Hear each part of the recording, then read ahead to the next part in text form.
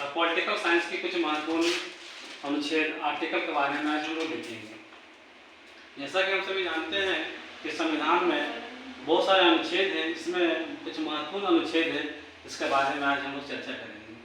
अनुच्छेद 1 यह घोषणा करता है कि भारत राज्यों का संघ है। अनुच्छेद 3 संसद विधि द्वारा नए राज्य बना सकती है तथा पहले से अवस्थित राज्यों के क्षेत्रों, सीमाओं एवं नामों में परिवर्तन कर सकती है। अनुच्छेद 5 संविधान के प्रारंभ होने के समय भारत में रहने वाले वे सभी व्यक्ति यहाँ के नागरिक होंगे जिनका जन्म भारत में हुआ हो, जिनका पिता या माता भारत के नागरिक हों या संविधान के प्रारंभ के समय से भारत में रह रहे हों। अनुच्छेद 53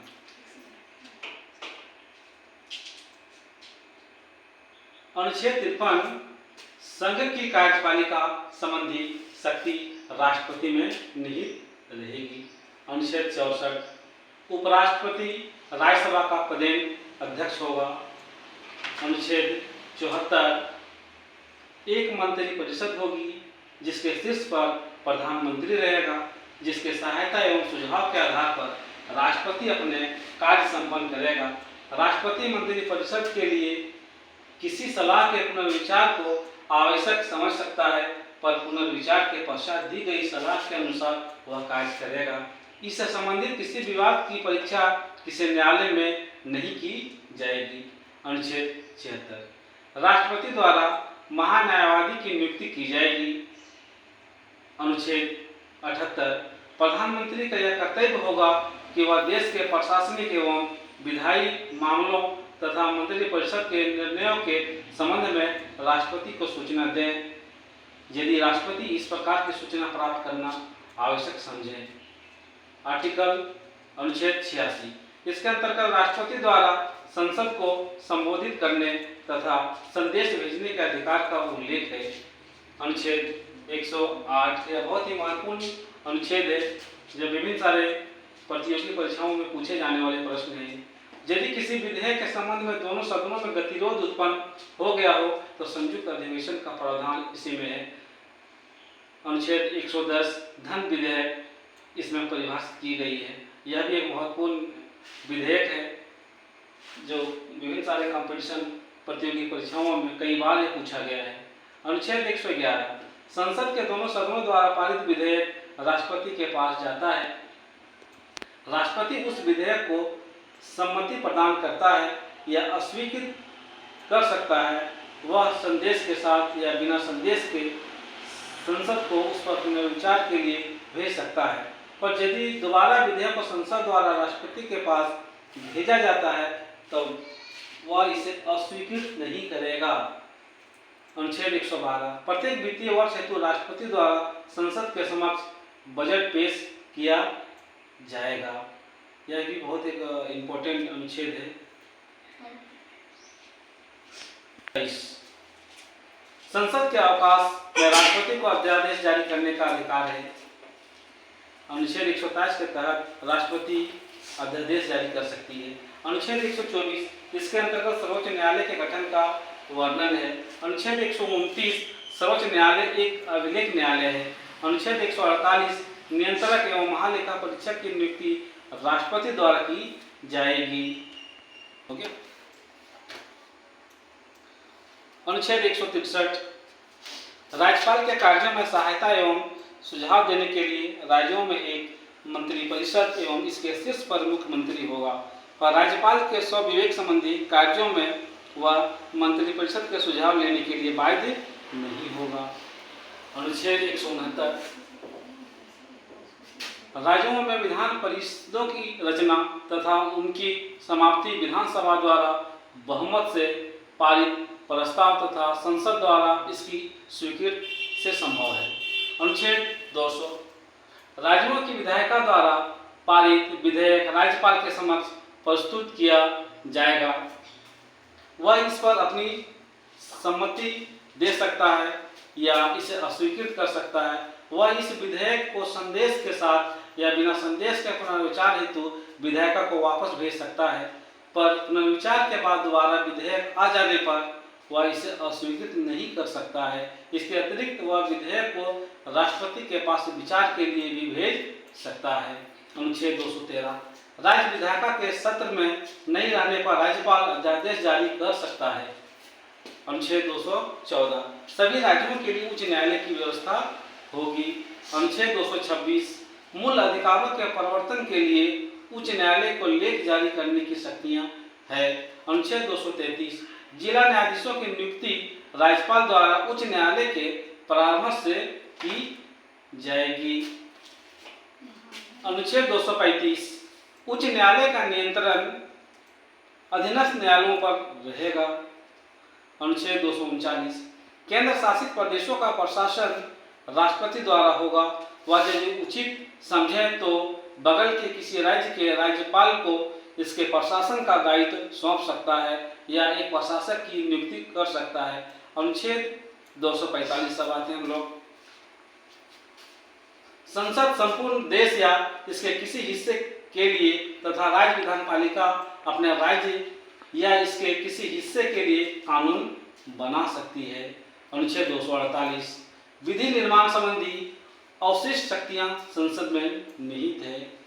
अनुच्छेद 249 राज्यसभा विशेष बहुमत द्वारा राय सूची के किसी विषय पर लोकसभा को 1 वर्ष के लिए कानून बनाने के लिए अधिकृत कर सकती है यदि वह इसे राष्ट्रहित में आवश्यक समझे। अनुच्छेद 262 अंतर्राज्यीय नदियों या नदी घाटियों के जल के वितरण एवं नियंत्रण से संबंधित विवादों के लिए संसद विधि द्वारा निर्णय कर सकती है। अनुच्छेद 263 केंद्र राज्य संबंधों में विवादों का समाधान करने एवं परस्पर सहयोग के क्षेत्रों के विकास के उद्देश्य से राष्ट्रपति एक अंतर्राज्यीय परिषद की स्थापना कर सकता है। अनुच्छेद 266 भारत की संचित निधि जिसमें सरकार की सभी मौद्रिक अविष्टियां एकत्र रहेगी। विधि सम्मत प्रक्रिया के बिना इससे कोई भी राशि नहीं निकाली जा सकती है। अनुच्छेद 267 संसद विधि द्वारा एक आकस्मिक निधि स्थापित कर सकती है जिसमें अकस्मात उत्पन्न परिस्थितियों के लिए राशि एकत्र की जाएगी। इसी प्रकार अगला अनुच्छेद 275 केंद्र द्वारा राज्यों का सहायक अनुदान दिए जाने का प्रावधान है। आर्टिकल 280 यह भी बहुत ही महत्वपूर्ण अनुच्छेद है जो विभिन्न प्रतियोगी परीक्षाओं में कई बार पूछे जा चुके हैं। राष्ट्रपति हर 5वें वर्ष में एक वित्त आयोग की स्थापना करेगा जिसमें अध्यक्ष के अतिरिक्त 4 अन्य सदस्य होंगे तथा जो राष्ट्रपति के पास केंद्र और राज्यों के बीच करों के वितरण के संबंध में अनुशंसा करेगा। अनुच्छेद 280 कर के वितरण की अनुशंसा करती है। अनुच्छेद 300 का राज्य किसी भी व्यक्ति को उसकी संपत्ति से वंचित नहीं करेगा। पहले वह प्रावधान मूल अधिकारों के अंतर्गत था पर संविधान के 44वें संशोधन 1978 ईस्वी द्वारा इसे अनुच्छेद 300 के काम में एक सामान्य वैधानिक अधिकार के रूप में अवस्थित किया गया। 312 राज्यसभा विशेष बहुमत द्वारा नई अखिल भारतीय सेवाओं की स्थापना की अनुशंसा कर सकती है। अनुच्छेद 315 संघ एवं राज्यों के लिए एक लोक सेवा आयोग की स्थापना की जाएगी। अनुच्छेद 324 चुनावों के पर्यवेक्षण निर्देशन एवं नियंत्रण संबंधी समस्त शक्तियां चुनाव आयोग में निहित रहेगी जो आर्टिकल 324 के तहत निहित है। अनुच्छेद 326 लोकसभा तथा विधानसभाओं में चुनाव वयस्क मताधिकार के आधार पर होगा। जो भी चुनाव होगा आर्टिकल 326 के तहत वयस्क मताधिकार को प्रदान करता है। अनुच्छेद 331 आंग्ल भारतीय समुदाय के लोगों को राष्ट्रपति द्वारा लोकसभा में मनोनयन संभव है यदि वह समझे कि उनका उचित प्रतिनिधित्व नहीं है। अनुच्छेद 332 अनुसूचित जातियों एवं जनजातियों का विधानसभाओं में आरक्षण का प्रावधान निहित है। अनुच्छेद 333 आंग्ल भारतीय समुदाय के लोगों के विधानसभाओं में मनोनयन। अनुच्छेद 335 अनुसूचित जातियों जनजातियों एवं पिछड़े वर्गों के लिए विभिन्न सेवाओं में पदों पर आरक्षण का प्रावधान किया गया है। अनुच्छेद 335 के तहत अनुच्छेद 343 संघ की आकस्मिक भाषा देवनागरी लिपि में लिखी गई हिंदी होगी।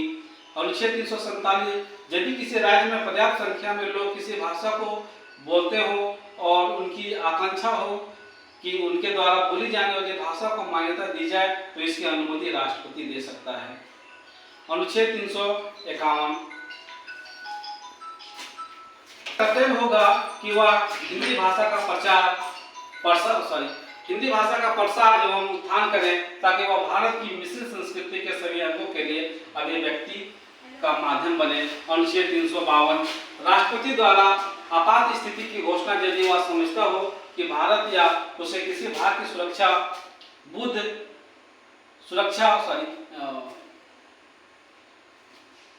किसी भाग की सुरक्षा, युद्ध, बाह्य आक्रमण या सैन्य विद्रोह के फौजल खतरे में है। अनुच्छेद 356 यदि किसी राज्य के राज्यपाल द्वारा राष्ट्रपति को यह रिपोर्ट दी जाए कि उस राज्य में संवैधानिक तंत्र असफल हो गया है तो वहां राष्ट्रपति शासन लागू किया जा सकता है। यह अनुच्छेद 356 के तहत। अनुच्छेद 360 भी बहुत ही महत्वपूर्ण है। कई विभिन्न प्रतियोगी परीक्षाओं में कई बार पूछा गया है कि यदि राष्ट्रपति यह समझता है कि भारत या इसके किसी भाग की वित्तीय स्थिरता एवं साख खतरे में है तो वह वित्तीय आपात की स्थिति की घोषणा कर सकता है। अनुच्छेद 365 यदि कोई राज्य केंद्र द्वारा भेजे गए किसी कार्यकारी निर्देश का पालन करने में असफल रहता है तो राष्ट्रपति द्वारा यह समझा जाना विधि सम्मत होगा कि उस राज्य में संविधान तंत्र के अनुरूप प्रशासन चलने की स्थिति नहीं है और वहां राष्ट्रपति शासन लागू किया जा सकता है। अनुच्छेद 365 के तहत राष्ट्रपति शासन की अनुशंसा है।